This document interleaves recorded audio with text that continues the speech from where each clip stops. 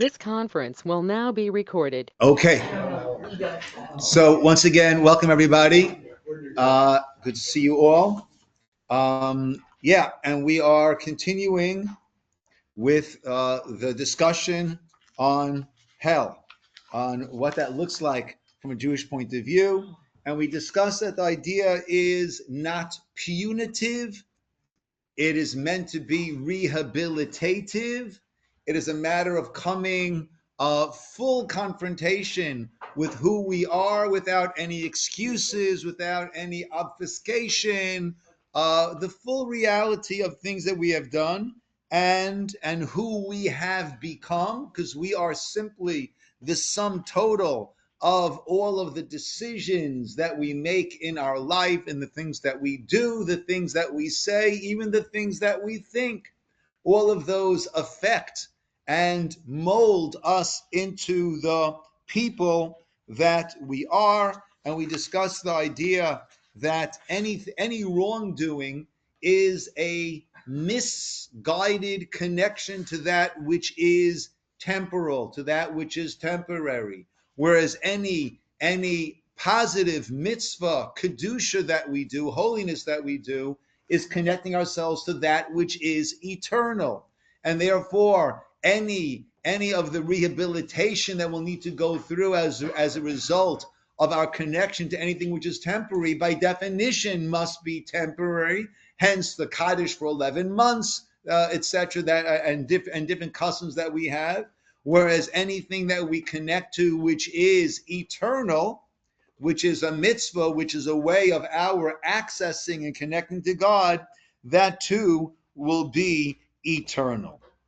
So this idea of the spiritual cleansing that takes place in the world to come, so that is described in the following Gemara, and that is source number 3. For any of those who are online, I can't see the screen anymore as I'm scrolling to allow you to see what we have over here. So if you want to say something, you'll have to speak up. Raising a hand or a finger will not be very effective. The Gemara says something which would be very, very surprising, because we know how many Jewish doctors there are, right? Doctors is a very Jewish field. Yet the Gemara in source number 3, the Gemara in Kedushin says, Tov sheberofim legehenim. The best of the doctors are destined for Gehenna. Wow, right? Every Jewish mother wants her son to, my son, the doctor, right? So how could it be that the Talmud, right? Now, we know there were many, in the Gemara itself, there were many of the sages who were doctors. And more recently, compared to the Babylonian times, Rambam, the great Maimonides, was a doctor. Nachmanides, the great, right? So many of our great sages also served as doctors. I'm sorry? Oh, a doctorate? Yes. Okay. But here we're talking about more of a health doctor. So the Maharsha, one of the classic commentators that's printed in our Gemaras itself, in the back of the Gemaras, explains as follows. That is, someone who considers himself to be the best of doctors, the most expert. She'ein kamohu, no one like him.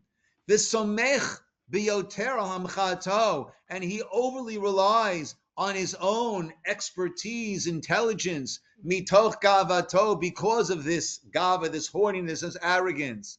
Ulefamim hu toeh, b'teveh zeh hachola, and sometimes he makes a mistake when he's trying to diagnose this person. Umeimit et hachola b'refuotav.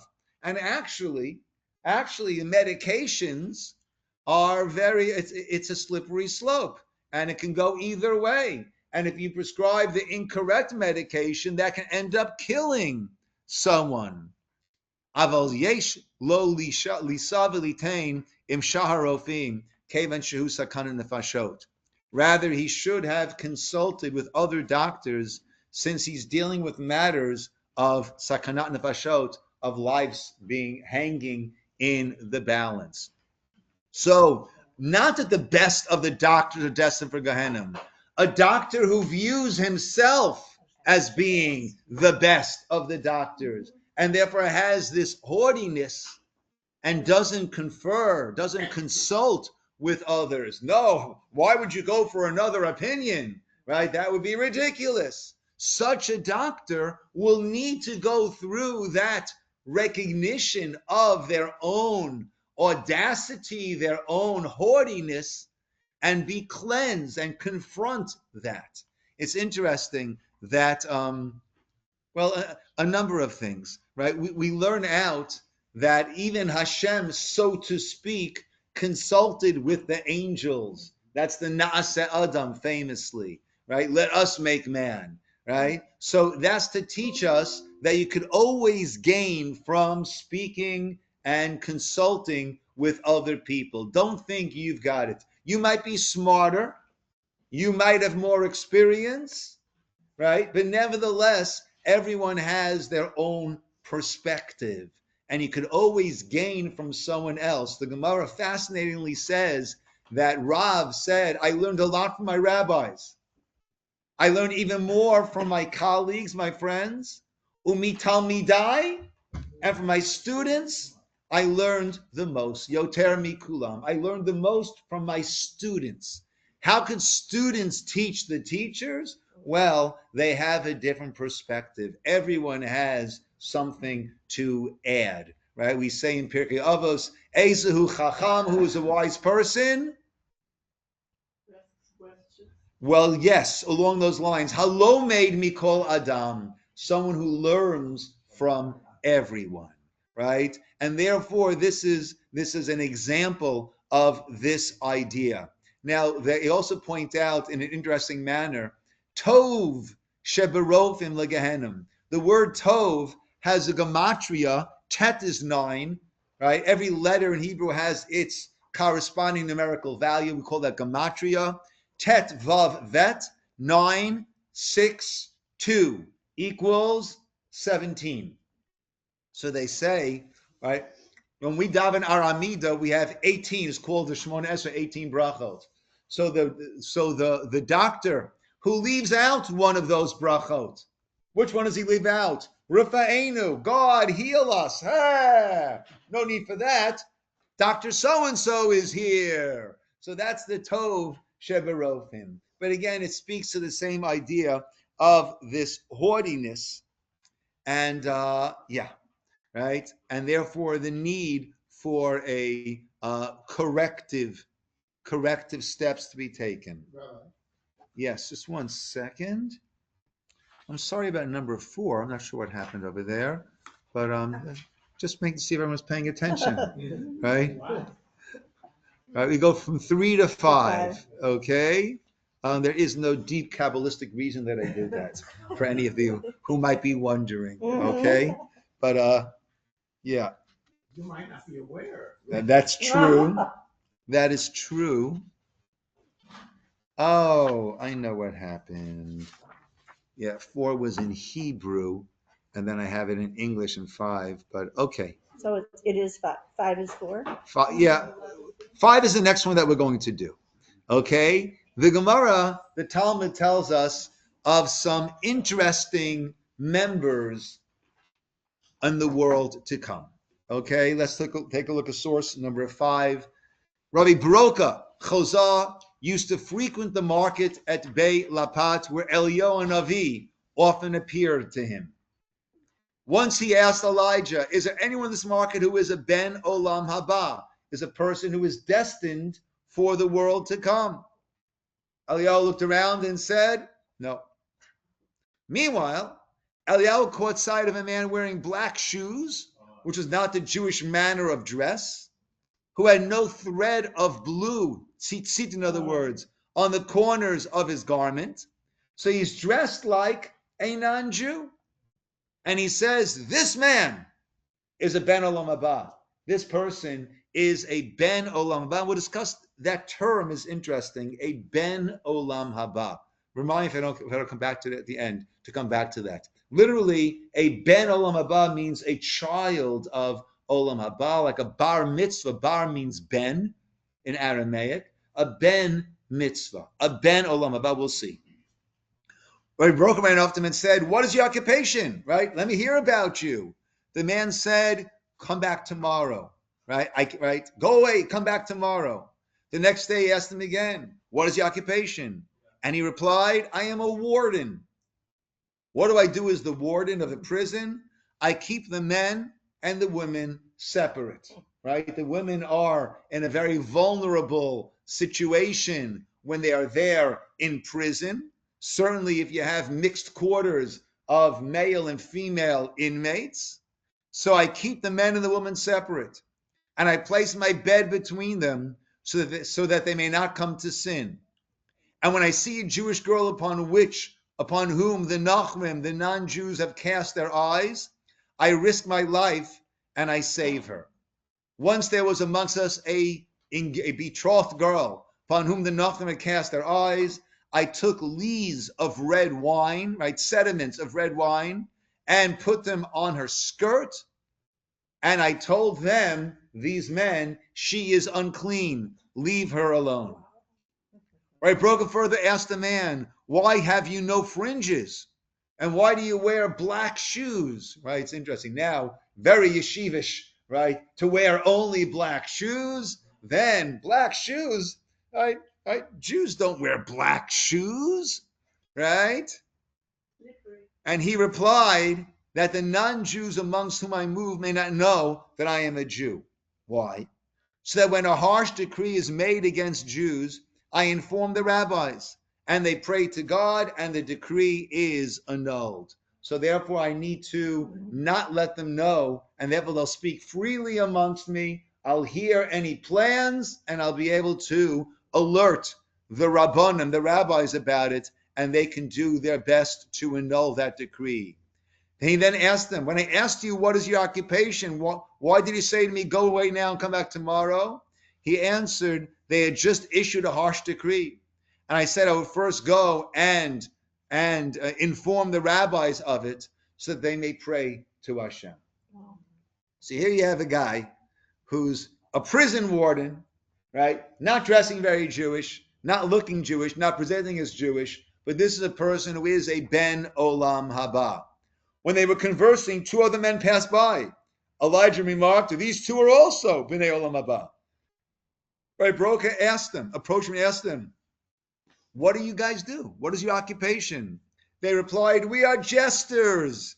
When we see men depressed, we cheer them up.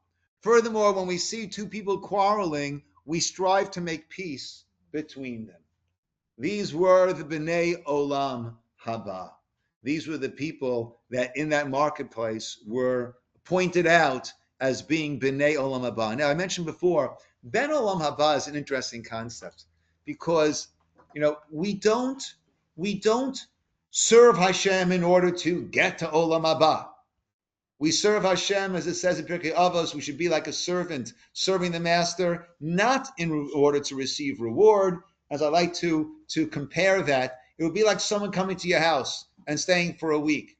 And for the first 6 days, you cooked, prepared 3 meals for this person. You set the table, you served, you cleaned up afterwards. And then after 7 days, you say to the person you apologize and say, "Listen, I won't be here during your meal. Everything's all prepared for you. Enjoy," right? All I ask is when you finish, please don't wash the dishes, right? Just put them into the sink and maybe add some water to it so it'll be easier to clean afterwards. And the guest says, "Sure, happy to do that. How much will you pay me for that?" Right? So he'd say, "What? Ridiculous, crazy, right? What kind of person is this?" So that's what the Mishnah is saying. Here we are doing, every time our heart beats, that is a gift from Hashem. The fact that we can see, the fact that we can hear, the fact that we can talk, the fact that we can move, all the things that we have clothing, we have a roof over our head, we have a family, we have friends, we have all these things. That's what Hashem is giving us every moment. And then he asks us, and by the way, make a bracha, right? Before you eat something, acknowledge that I gave it to you. Show some appreciation, and it'll be for your benefit. And you say, "Sure, but I want olam haba for it. I'm doing it because I want to get reward for it. What are you going to pay me for it? That's not how we're supposed to do. So we're not supposed to be doing things for olam haba. But I think perhaps a ben olam haba is saying that a person, a bar mitzvah, what does that mean? The person is now in the midst of mitzvot. A boy turns 13, a girl turns 12. They are now b'nei mitzvah. They are now around in the realm of mitzvot. That's who they are. That's what they're about. They are all about in this realm of mitzvot. A ben olam haba is a person who, as we live in this world, we're living in olam haba. We are in that realm of the world to come. World to come meaning paradise, meaning appreciation, meaning that we recognize all these gifts that are around us, and our life is enriched. It doesn't mean that life is easy, that we never have any challenges, that we never have any problems, that we never have any heartache, but we recognize that we are in a blessed bubble with all of the challenges that each of us have in our lives. That is a ben olam haba. What's fascinating about this Gemara is here are people that we wouldn't necessarily have said, "Oh, wow, that's so amazing. That's a ben olam haba," right? But we see for these things of doing for others, they are b'nei olam haba. Interesting. There's a fascinating Gemara that's not on our source sheets over here.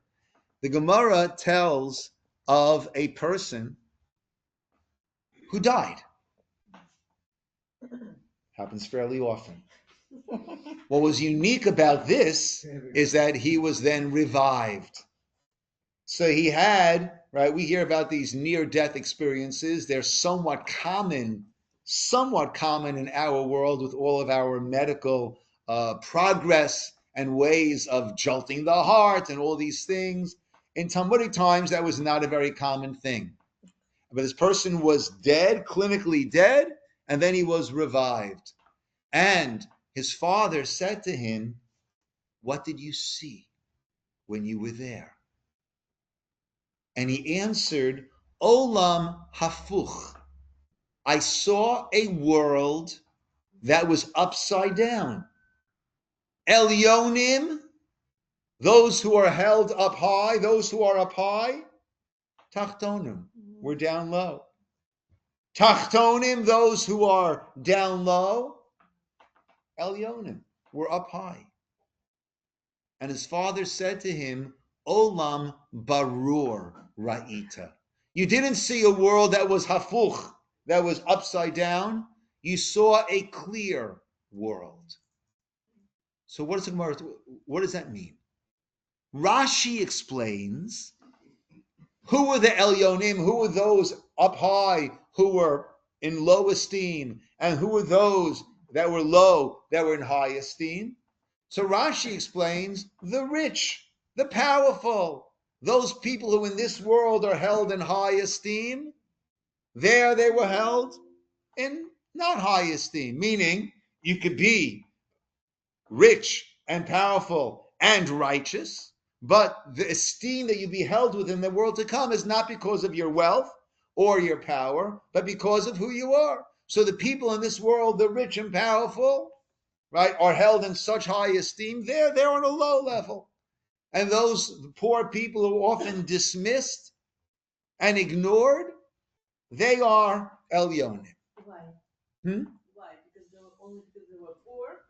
Well, in other words, it's not, according to Rashi, It's not about the money. people, it's not about your wealth, it's the type of person that you are. If you're a good person, you can be very poor. Here in this world, you can be very poor and a good person very poor, and you'll be dismissed, right? They're high esteem. A wealthy person, powerful person who is not a good person, in this world, they'll command a lot of respect and power. In the world to come, nothing. That's how Rashi learns the Gemara. But the problem with learning it like that is, why would that be considered an upside down world? Meaning, we know that in the world to come, it's not the bank account that's going to make a difference, right? It's the person that you are. So why was that described as an upside down world. So Rav Moshe Feinstein has a different approach to that Gemara. And he says as follows. This is in the world of truth. So if he called them lofty people, Elyonim, high people, it means in a spiritual manner they were high people. And the low people, right, means in a spiritual level they were low people. So therefore, he saw this person who seemed to be so devout and learned so much and did so many mitzvot, and that person was not on such a high level. And someone else who was doing a lot less of that was on a high level. And therefore, he was shocked. Wow, that's an olam hafuch. That's an upside down world. So if that's how we're learning the Gemara, we understand the shock of the son who experienced this. But what is the father's answer then that you saw a clear world? And Rav Moshe explains as follows. It all depends. Well, let me step back a second. There is a teaching that a person should say, when will my actions be as great as men, as the patriarchs, women, as the matriarchs? When will my actions equal those of Avraham, Yitzchak and Yaakov, Sarah, Rebecca, Rachel and Leah? When will my actions equal that? What are you talking about? How could we possibly be anywhere near the patriarchs, the matriarchs? Well, we can. We can actually equal them. In what way? They utilized their potential. If we utilize our potential, then we have reached their level, because no one can do more than that which they can do. No one can do more than their potential. They reach their potential, they're on this level. You reach your potential, you're on that same level as they. Coming back to the Gemara, Moshe explains beautifully as follows. There might be someone who, has attends minyan 3 times a day, learns 100 pages of Gemara over the course of a year. Wow, amazing. Someone else attends minyan maybe once a day, and maybe has learned 5 pages of Gemara over the course of the year. But what's the situation that each of these are in?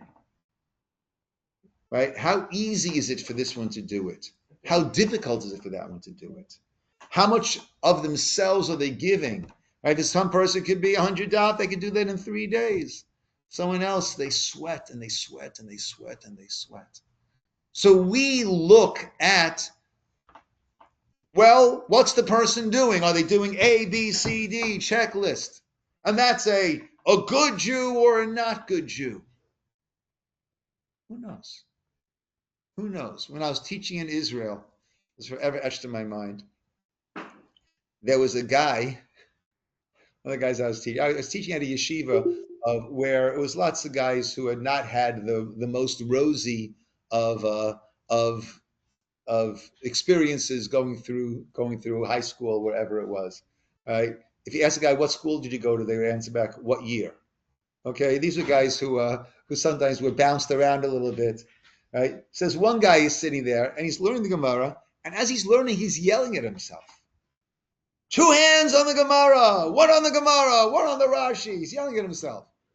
I say, Jeff, man, what are you doing? Why are you beating yourself up? He says, Rabbi, it helps me get it out of my system. That's what I need to do. Right? This guy was a basketball player, right? And he missed a shear, whatever he did. So the only way that he was allowed to play on the team was if he would lead the davening, right, at school. Now, it's hard to think of a better way to make someone dislike davening than to punish him by making him lead the davening. right? So for a guy like that, for him to daven once a week, right, that is far greater than it is for me to daven 3 times a day and a 4th time on Shabbat, right? So that's what Rav Moshe understands the Gemara is saying. You have people who did less, but it was a greater push for them. It was harder for them to do it. Wow, they're up there. In other words, different people start off at different levels. This one started off over here and went up this much. This one started over here and went up that much. So this one's here, that one's there. Knock out the pedestal where they all began, and all of a sudden this guy is over here and that guy's over there. Right? So it all depends on the person. It all depends on the effort, on how much they push themselves and where they get themselves to. And therefore, that's why I always say, we can never judge someone else. Can never judge someone else. No one knows what anyone else has gone through, is going through, has dealt with, is dealing with, has been concerned about, is concerned about. No one knows. The only one who knows is that person somewhat, and even more thoroughly, the only one that knows is God. And therefore, the only one that can judge is Hashem, is God. Okay.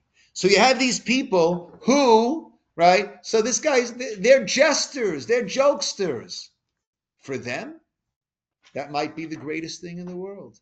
They're using their ability. They got good senses of humor. They're using their ability to bring shalom. Beautiful. But maybe they're not doing this or that, this or that. You don't know the whole story. Stay out of it. God knows the whole story. These people are B'nai Olam Haba. They are on their way to the world to come. Let's look at number 6. You missed number 4, Janet. Yeah, I'm kidding. There's no number 4 on the page. That was the Hebrew. I'm kidding with you. Oh, see that? Okay. Listening. Whoa. Ooh, sharp like a knife. All right. A bracha to that. Baruch atah Adonai Melech Haolam Kol Yavaro. Amen.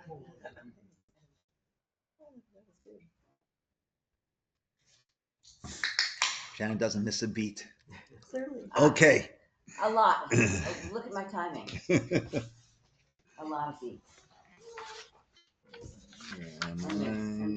There we go. Okay. So we mentioned. So would you say a Baal Shuv is the highest level? The Gemara says, "B'makom shebalei tshuva omdim," the place where a Baal Tshuva is a person who was not, didn't know or wasn't observant or wasn't fulfilling, and then ended up coming back to it.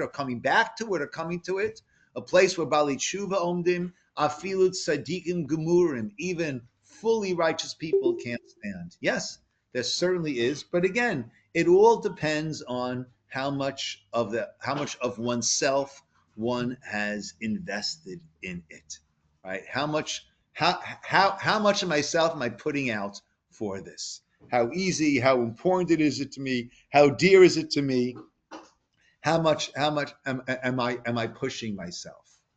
You know, we had I was at a rabbi's conference, and I was part of a panel, a certain panel at this conference.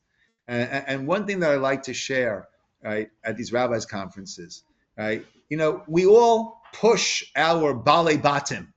That's what we call you guys, right? Our congregants, right? We all push our balei batim to do more, right? You know, you should come to a shiur, you should do some learning, try to do some learning every day, kovei itim l'Torah, right? Now, they all have full-time jobs and families and responsibilities, and we push them to do a little bit more.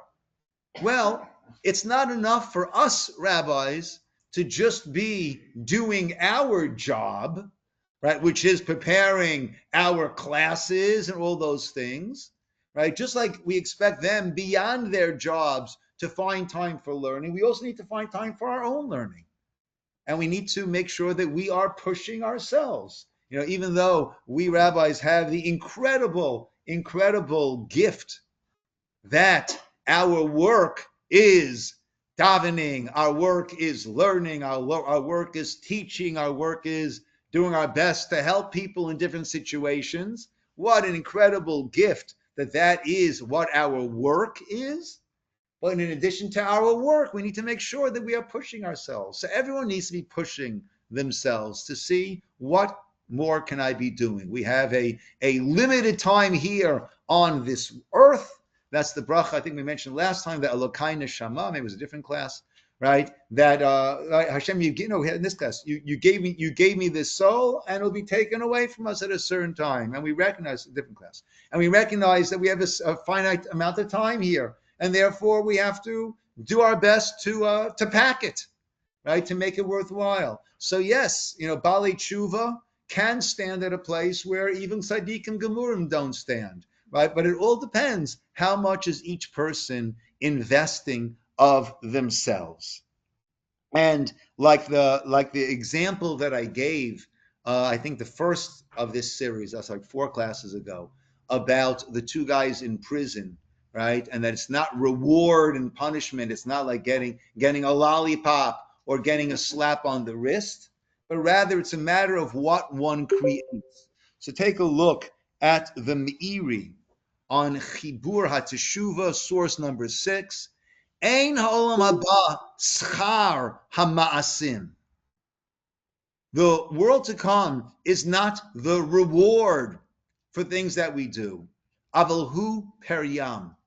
What is it? It is their fruit. Ratzaloma meaning yotze mehem. That is what is born, borne, from our actions. Kitsei tapri min ha'etz, like a fruit grows from a tree. That is what the Olam Haba is. It's what we create in a similar vein. Rabbi Mordechai Becker in Gateway to Judaism, I always point this out. That is one of the books that anyone in a conversion program, that's one of the books that they need to read, one of the first go-to books. And if every Jew, not just those in the conversion program, but everyone, even those who are born Jewish, it's an excellent, excellent, excellent book. And he says the Olam Haba is the world, not the world to come, but the world that comes. The condition of the soul's existence in Olam Haba, its degree of closeness and connection to God, is directly determined by its previous activities in the physical world. It is the world that comes, the state that results directly from what happens in this world.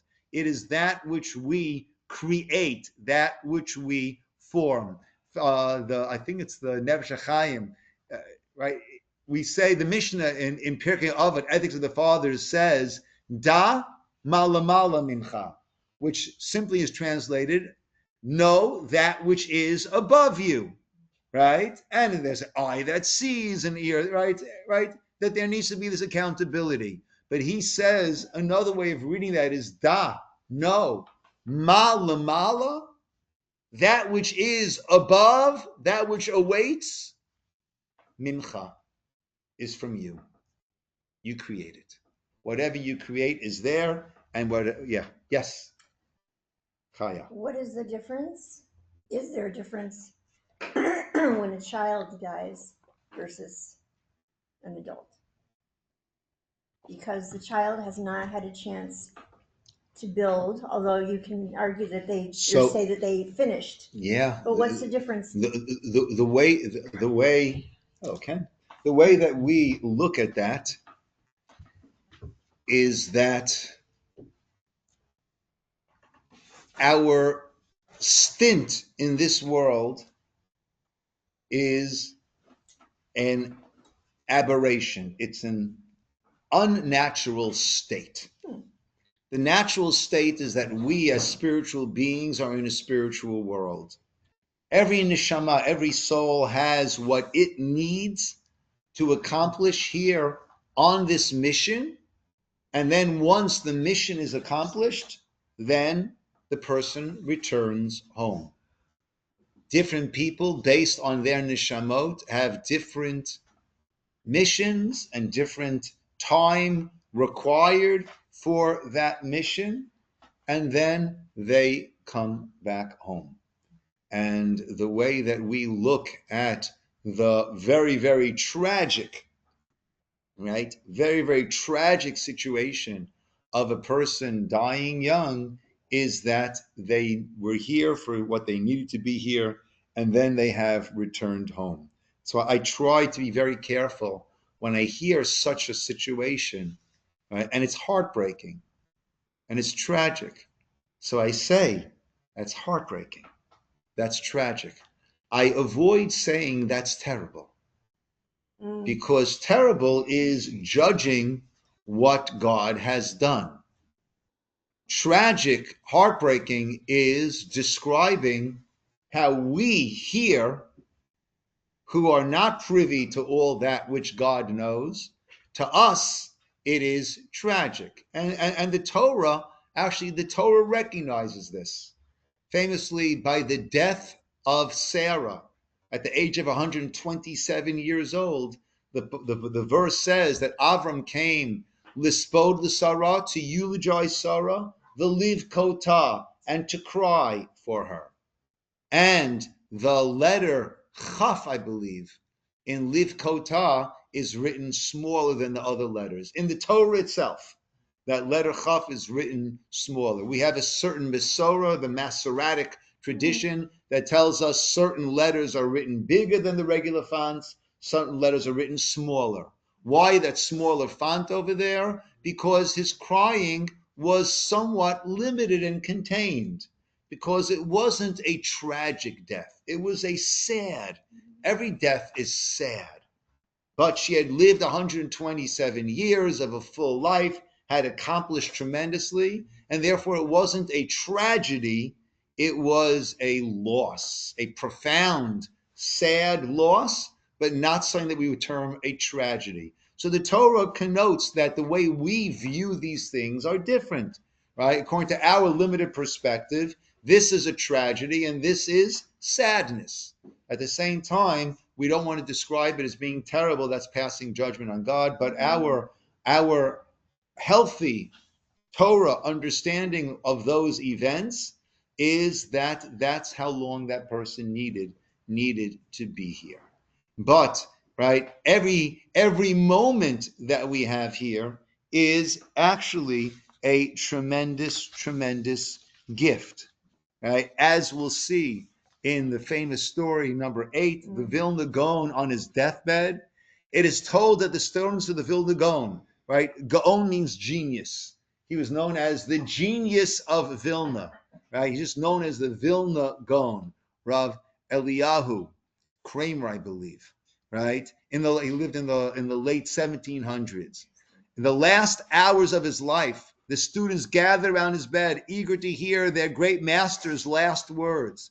They expected to see him joyous at the prospect of his reward in the world to come, or surprised to see him with tears on his face, right? And actually, there is a teaching that he had told. The Gemara says that if a person is sad when they're leaving this world, that is a somewhat of an ominous sign. He held up his tzitzit and said, how beautiful this world is. For just a few coins, one can buy threads and tie tzitzit, and so come close to the Shekhinah. The Shekhinah is the divine presence. But in the world to come, it is impossible to do any of this. That is the gift that every moment of life affords us. A kind word, a bracha, a prayer, whatever it is. Right? Each of these things are eternity that we can touch while we are here in this finite world. In the world to come, there everything is perfectly clear, and that you don't have these challenges, and therefore there is no reward for those things in the world to come. Right? We say in our Kedusha, as part of the repetition of the Amidah, so we say the words, Nikadesh et Shimcha ba'olam. We will sanctify your name in this world, Keshem Shemati Shemo Tov B'Shmei Marom. In the same way that your name was sanctified in the heights of heights. Kakatuva yad neviecha, as it's written by your prophets. Vikara zel zevi amar, that one angel calls the other angel. And what do they say? Kadosh, Kadosh, Kadosh, Hashem Tzvakot, Malach, Haaretz Kvodo. Holy, holy, holy is the God of hosts. The whole world is filled with your honor. That's what the Navi Yishayahu, Isaiah, heard, saw in a prophetic vision and related to us. So we say the same way they do it over there, we're going to do it down over here. And we too say what? Kadosh, Kadosh, Kadosh. Right? So I've said this often over the years. How do we have the audacity? What, we're going to do it the same way they do it in the heavens? Those are angels. We're a bunch of people with all of our petty grievances and all of our lusts and all of our mess ups. We have the audacity to say we're going to do it like they do it in the heavens. Chavetz Chaim says, yeah, we're going to do it better than them. Why better than them? Because they're up there in heaven. And if we were up there in heaven, what would we say? Kadosh, Kadosh, Kadosh, holy, holy, holy, holy, holy, holy, holy, holy. Right? That's what we'd be seeing, right? If we were up there seeing that. We're not up there. We're down here. And we hear the news that another soldier was killed in Gaza. And we hear this and we hear that. And we live in a world of darkness. We live in a world of confusion. And we stand straight and say, Kadosh, Kadosh, Kadosh. That is even greater, right? In the world to come, where it's all clear, so then there's no decisions that go into it. There's no free will that goes into it.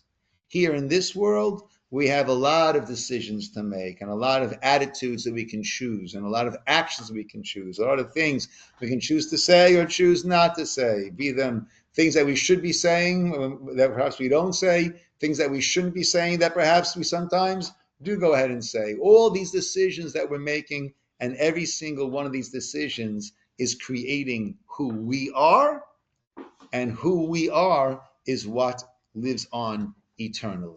And that is what we say about the world that comes. Yes, Dan. So, for example, I have a Fitbit that was given to me for my milestone birthday. And the people were really thoughtful because they made sure it had a swim function. That's so nice. But it went kaput. I'm sorry to hear that. Only a year and something. So you want to call them back? So I'm kind of mad at Fitbit, but I'm also upset at that they went to all this effort and I've lost the gift. So all of what the Rabbi, the Vilna Gaon was doing, the tears, isn't it reasonable to be sad that you're losing a gift? Yeah, that's exactly what it is. That's exactly the point. Yeah. That's exactly the point. He was sad that life is a gift, right? Bad pun, that's what they call it, the present, right? But life is a gift, right? Life is a gift, and therefore he was sad that he was losing that gift. Yeah. And that's why, that's why fully believing people who fully believe that after this we will go into the loving embrace of God, we want to stay alive, because none of us feel that I'm ready to present my credentials.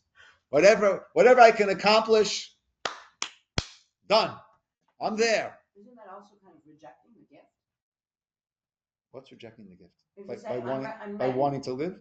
I'm ready. No. No, exactly. When we recognize that it's a gift and we want to do that much more. Right? Number 9. And in the end. You are going to sing it. Nice. Right? That's nice. The Beatles. Abbey Road medley.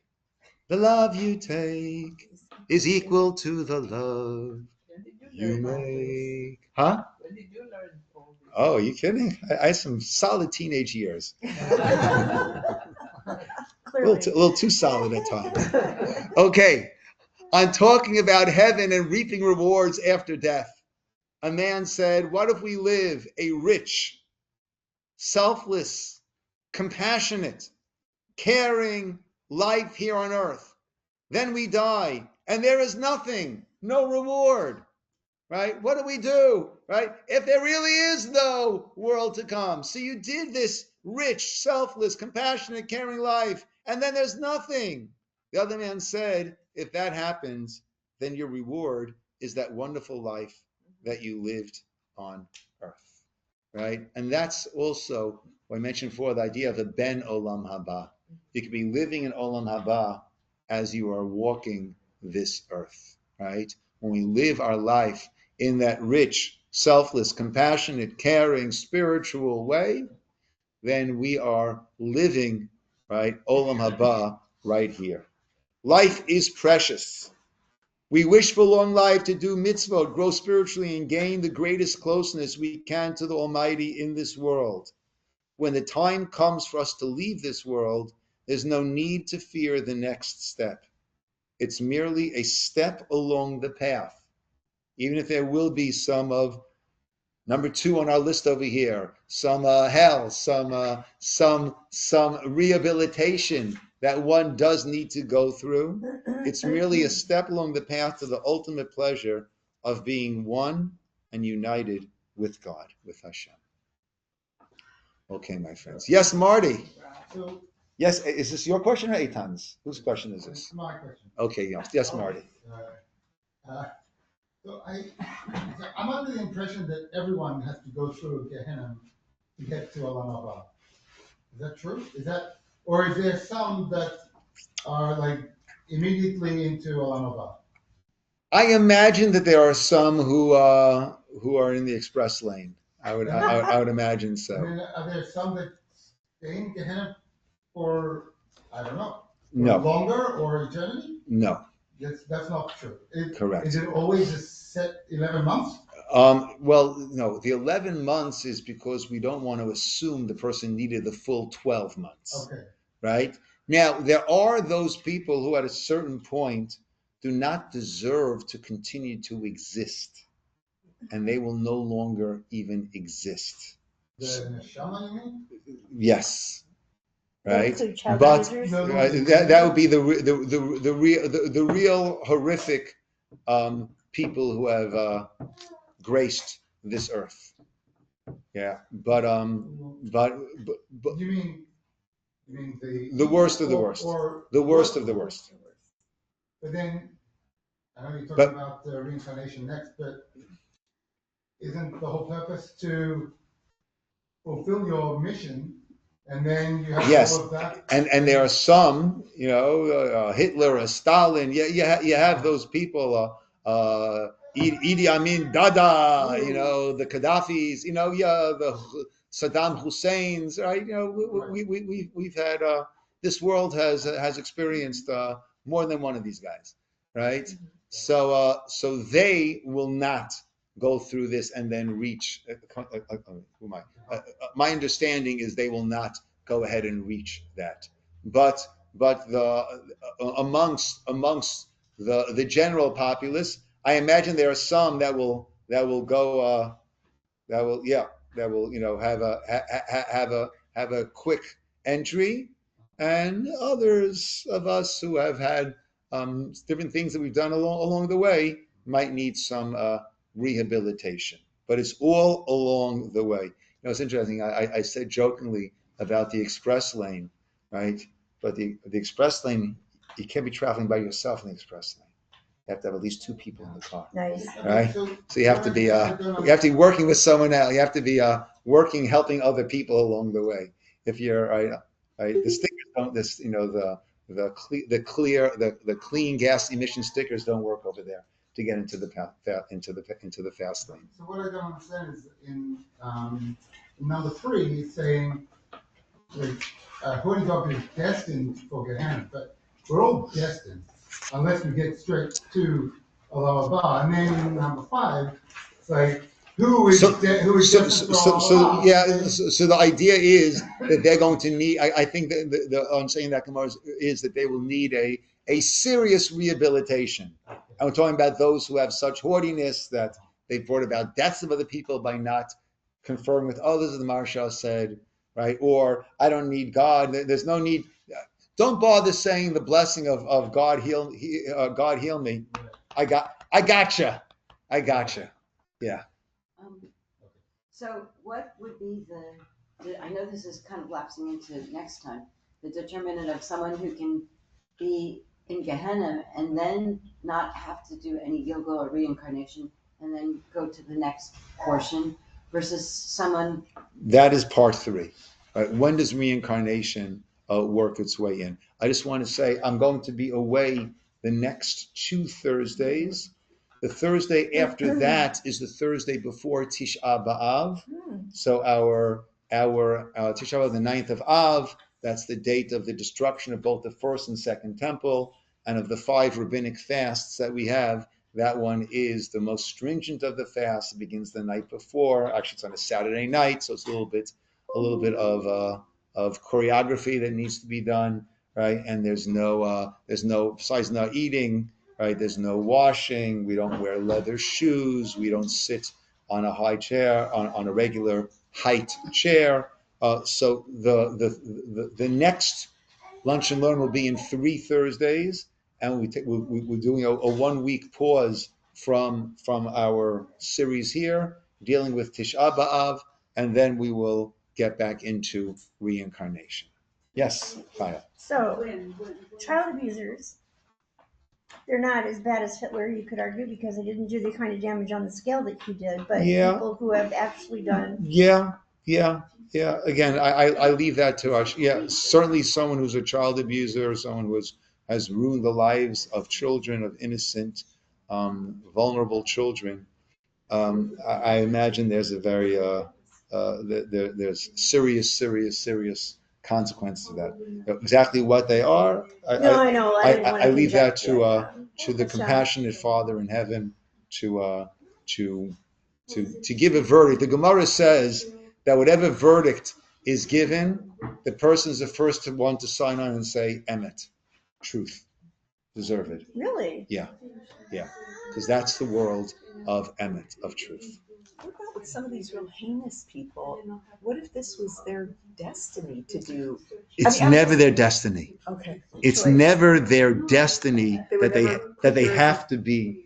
No. An adversary then. Correct. Okay. It's never their destiny that they have to be horrific. Yeah, I'm not saying they don't have free will to make decisions. I was just wondering if there was. Look, it might be. Look, there's always that conundrum, the paradox of Bechira and Yediyah. We have our free will, yet God knows what we're going to choose. But right, so it might be destiny in terms of what they are going to choose, but it's only what they ended up choosing.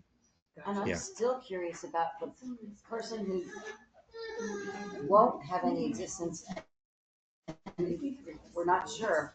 How does that look? Does that neshama come back to the fabric of Hashem? Yeah. It's certainly not be reunited with Hashem. That's a remnant that just floats. Yeah. Yes. Okay. Calling it over here. Thank you, Marasia.